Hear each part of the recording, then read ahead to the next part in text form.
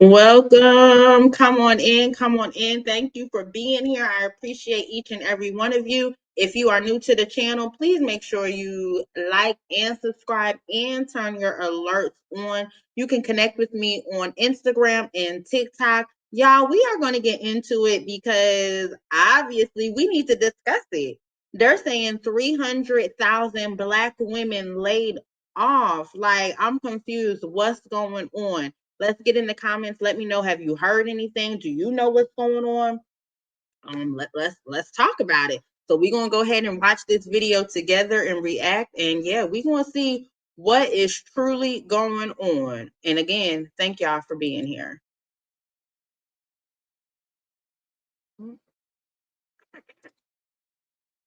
Women have left the workforce, according to MSNBC, and it is not a coincidence. We have seen the cuts that the federal government has been making, specifically across the Department of Education, Department of Health and Human Services, and we have seen the cuts happen. We've also seen the cuts happen over the last few months, specifically at the federal level and also across the private sector due to DEI. And according to this article, the participation rate has now dropped below Latinas for the first time in over a year. One thing that stuck out to me that I thought was very interesting, which kind of led to the conclusion of this article, is that 51% of households with Black children are led by Black women who are the breadwinners. And the article specifically cites that Black women tend to be the economic foothold of the Black community. So let me give y'all a little bit of insight because I've seen this report. Here we go. I've also seen the news report that came along with it. And we had a conversation about it on the Millionaire Morning Show, right? And so really what this means is that there are a lot of single mother households. Let me say that again. There are a lot of women that broke up their families or that never had a family. Not that they broke up their families in the first place, and they decided that they wanted to partner with the federal government in multiple different ways, one including women that, basically lean on child support, social services, welfare, food stamps, and EBT. That comes along with also when they do get educated or when they do get a job, regardless of what field of study, even if it's not a field of study that is what society needs, they were basically somewhat guaranteed a job or a government contract or to work for a government contractor when it came to the federal government. And so basically the government has been subsidizing Black women. And this is just a fact. This is not my opinion. This is not anything to do with relationships. This is just more or less the facts. The government has been subsidizing Black women when it comes to their household. He's saying this is the facts, but when it's facts, you have to have, your research. Where are you getting this information from? Just because you say this is fact does not mean it's fact. Like, I feel he groups all, he has that Peach McIntyre mentality about Black women. Gave them more power to be able to break up their families. And so now when we realize that diversity, equity, and inclusion was really government subsidies to ensure that Black women had an opportunity to be able to work instead of them going into fields, which obviously we know that you had to incentivize them to go into like STEM fields, because if you didn't, then you wouldn't have those type of programs. If they naturally selected them, then they would be more visible and they would be more viable to what it is that we needed in society. But instead, now what you see is when the rubber meets the road and we go into a merit-based society and a merit-based capitalistic system, they no longer have any value because there wasn't a lot to do in the first place, and their jobs was basically all tied to the federal government, which is a problem in itself because the government should not be bloated in order to make sure that people have jobs. The government should be smaller and incentivizing people to create their own businesses, make sure that they're a part of the private sector, ensure that resources is being distributed fairly as far as to people that actually deserve the positions themselves.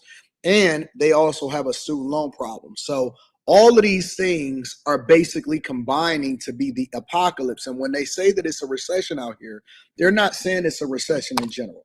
They're saying it's a recession for a certain demographic or group of people that said that they were the most educated, when in reality they were most in debt, They were the most single mothers, and it's starting to it's starting to impact people. And so you're going to see a generation of people, and it's very much happening right now. You see a lot of women that are getting repossessed. You see a lot of women that are losing their homes. You see a lot of women that's basically going back into the home. And you even see a lot of women that are admitting that they prefer the soft life instead of hustling and bustling and then trying to get themselves in a position to where they have to work because they was tired as hell in the first place. So these articles are basically exposing the bad lifestyle and the cultural norms that are not only in the black community. The black community usually is the one that catch the brunt of it because we're the one that exacerbate whatever the results are, but that is happening abroad. That is happening across the board to all communities of people that decide that they want to embrace diversity, equity, and inclusion. And now when you go to a merit-based society and you have to be the best person, they're all basically on social media saying that they can't find a job. But I don't necessarily think that this is a bad thing.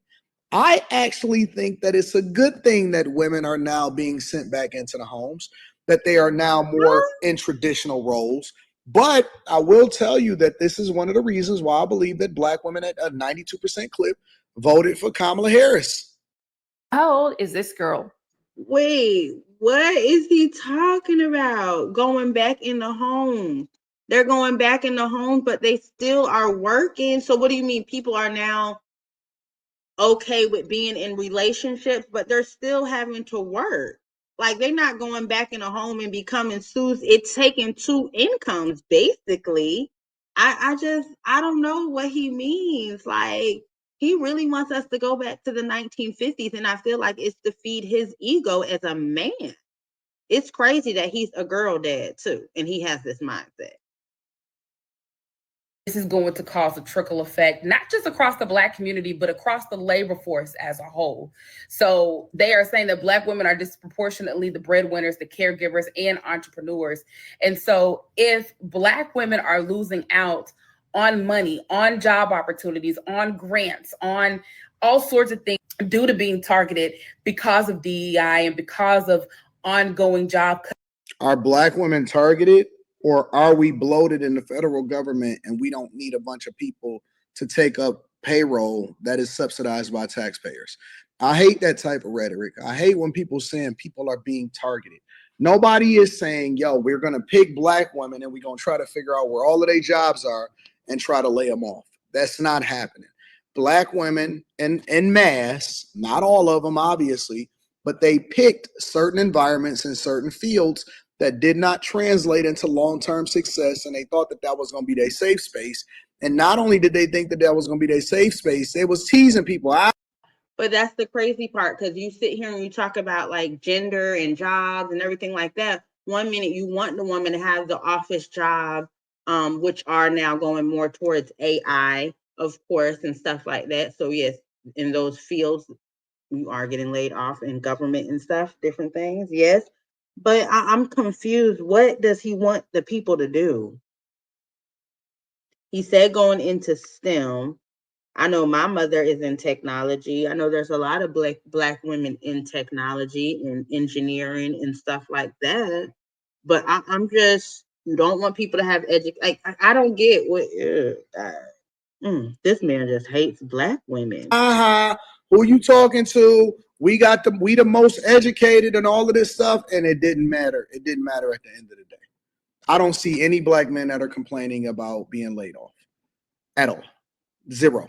I have seen zero video. I'm sure they out there.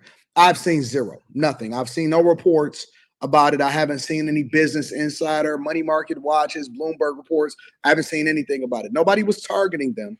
They were basically being subsidized by the federal government. That are happening both at the private and federal level, that this is going to continue to be a trickle effect across the entire economy. And in the article, it also says for every 1 point drop in women's labor force participation, that cost the U.S. economy an estimated $146 billion. So that means less money being spent in grocery stores, less money being spent on clothes, less money being spent on your hair, less money just being spent all across the board. I've already seen that was basically being subsidized again by the American taxpayers. articles that have come out. And in one of the posts that they made, they said that there's a huge increase in parents saying that they are not financially prepared to send their kids off to school, meaning that they're not prepared to pay for school supplies, new shoes, backpack, clothing, socks, all the things that you buy for kids when the school year starts. There are families who are struggling all across the board. So I want to do another post that specifically talks about. Well, families struggle all across the board every year too, because a lot of them do make horrible financial decisions and then want everyone to help them out. Like I tell people all the time, you knew it was going to be back to school. It starts around the same time in your city, county, every dang on year. You know, basic things. Publix right now has school supplies, buy one, get one free. If that's not in your price range, go to Walmart. Everything is on sale right now. You do have to budget it correctly. I tell people all the time, if I see you done took a vacation, if you drinking, treason, that if you're doing any of that, baby, I can't help you. That's just my mindset. Cause I know I cut down on my going out, my traveling, my drinking, my, having fun and all that kind of stuff when I know I have to do something for my kids. So that right there, I can't fall for that, you better get it together. You got to get that part together. And I understand people are struggling and stuff like that, but there are resources, especially for back to school supplies. But y'all get in the comments and let me know, do you think Black women are being targeted, or it just happens to be the field that they currently are in? That is just now, things are changing.